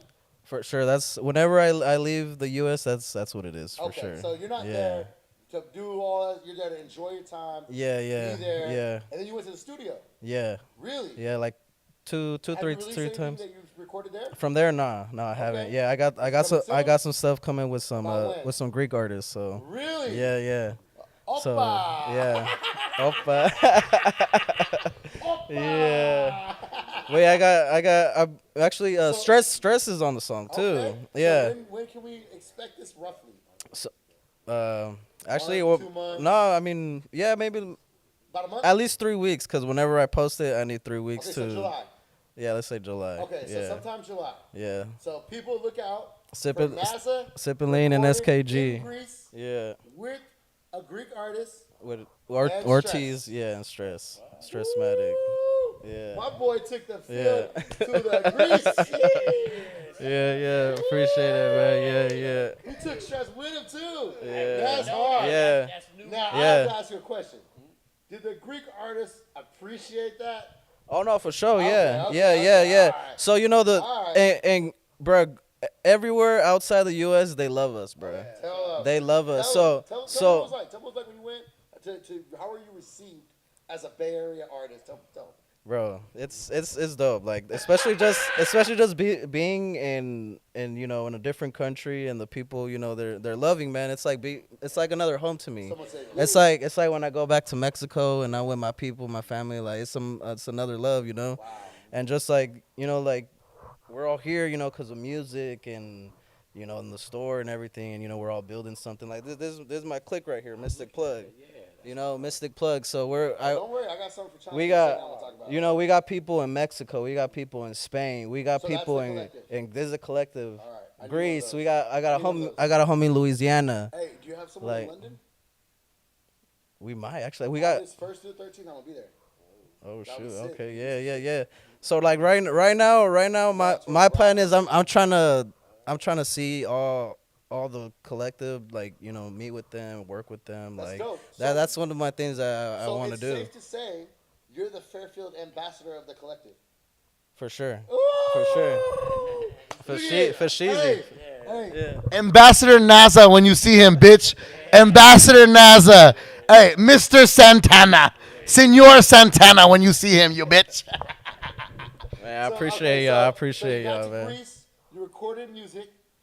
I Now, was- I can't remember. Do you have a girl? No. Okay. Did you meet a female at all? No. Oh, I mean, no. no. Then you not the Fairfield representative. You not the Fairfield representative. Because a Fairfield nigga would have met a bitch. A Fairfield nigga would have put a bitch. Nigga, what? Santorini? Nigga, what? Nigga, what? I would have been like, Mac Dre was my cousin, bitch. Bow down, something.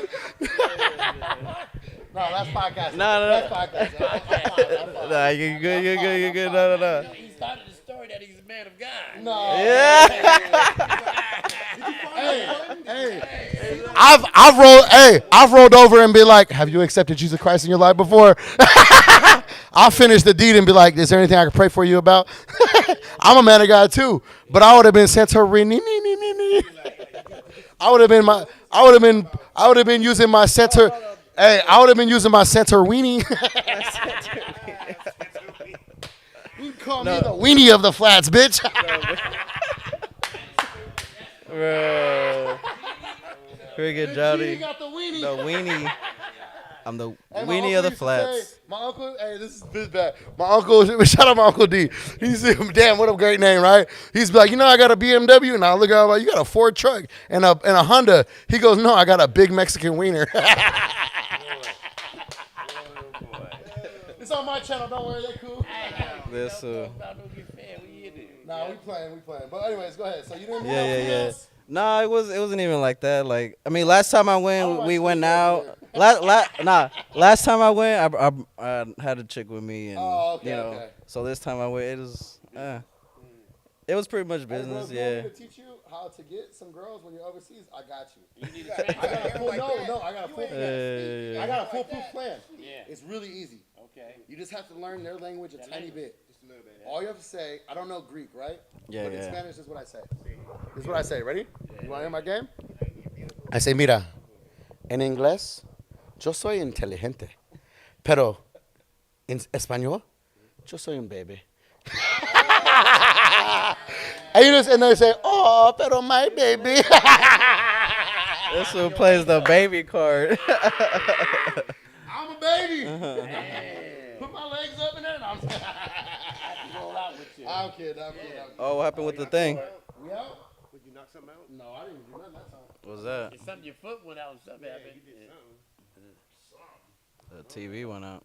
Are we still live? I don't know. We might be. Yeah, it looks like we Yeah, are. we still live. Oh, you know what? Remote control. The remote. Where's the remote? Remote control. How did that hit that to do that? Oh, I just changed the. Yeah, remote. bro. You getting high for you, bro? Yeah. That thing was in the bag though. But yeah, man, the world loves us, and anywhere we go, I feel like, That is. just got that ism. Yeah. All right, man. Well, we'll wrap it up. Hey, well, this has been Genie. Oh, I do want to talk to you about one thing. All right, so you, as I said, you inspire me. This place inspires me. I've never been like a sneakerhead or anything like that, but I had this weird vision when I left here earlier, and I feel like I want to put out a shoe, and I feel like I want it to be only sold here, and they're gonna be called the Genie Ones. I'm gonna design something. Nah, we ain't gonna. It gotta be cool. I gotta be able to wear it out. I'm gonna figure it out. It might take a year. Well, it's definitely gonna take. But you've been doing this for 29 years, so what's a year? I'm gonna give you the concept. So I'm not a sneakerhead either. Yeah.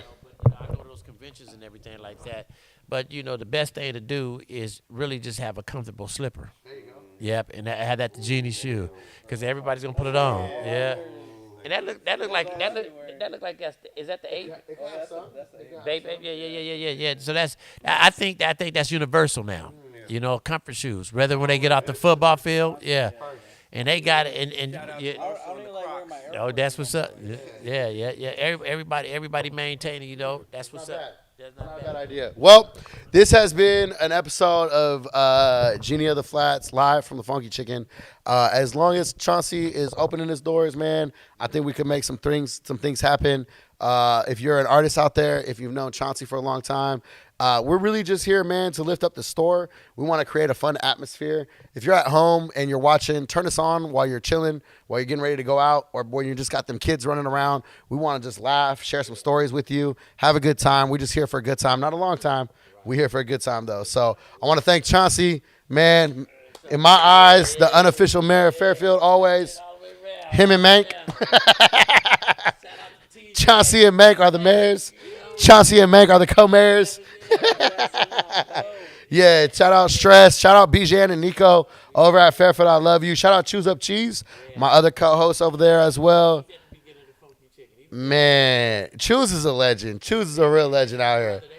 Yeah, choose a real legend out here, man. Shout out everybody from Fairfield. Tap in with us, man. We want to thank you guys. Remember, no es una mala vida. It's not a bad life. The love is real. We coming out of Fairfield. We appreciate you guys. Love y'all. Yee! Yeah, that's beautiful. I can see how this could just continue to Oh, carry hell on. yeah. Yeah. That's it. What? Yeah. This is. Remember what I was talking about? I said we have 4 generations. This is 4 generations. The same Tell thing. it. Yeah. Remember? Yeah. We're-